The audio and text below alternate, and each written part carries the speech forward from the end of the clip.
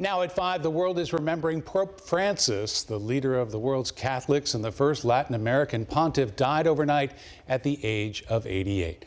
Good evening, everyone. Thanks for joining us. I'm Bob Donaldson. This afternoon, the Vatican confirmed Pope Francis died of a stroke, followed by heart failure. It comes just one day after his final Easter Sunday public appearance. CBS 4's Rafael Sanchez starts our coverage by hearing from Hoosiers who are remembering Pope Francis tonight.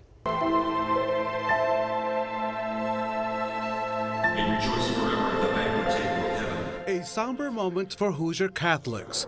This was Mass at St. John the Evangelist Church near Lucas Oil Stadium.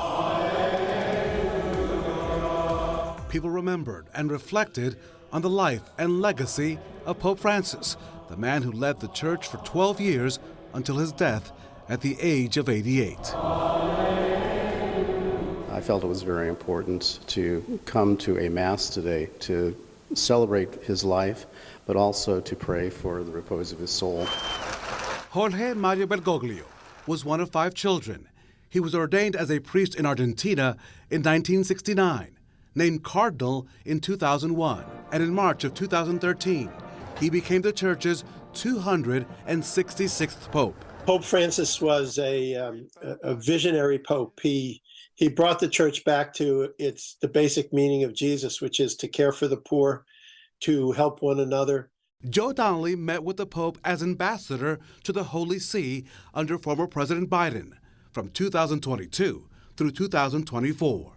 Donnelly, who also served as Indiana's U.S. Senator, calls his last conversation with Pope Francis. America has so much good to offer the whole world, and that he hoped that we could continue to do that, is to share the gifts we have to try to help those who are less fortunate. The Pope took on the name Francis from St. Francis of Assisi, known for his simplicity and for his commitment to working with people considered outcasts, qualities embraced by his faithful. And then also, Rafael, that he loved Argentine soccer. He loved to listen, believe it or not, he loved to listen to the tango. I don't think he danced to it at this point, but he listened to the tango and had a wonderful laugh that you never hear too much in public, but behind the scenes, he loved a good joke. Now the Universal Church will conduct one of the biggest job searches of the year as people from around the world pray for the sacred selection.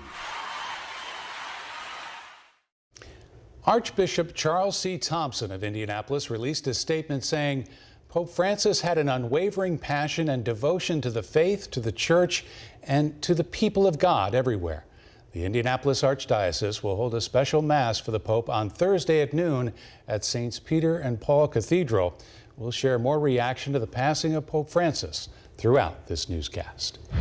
New tonight, President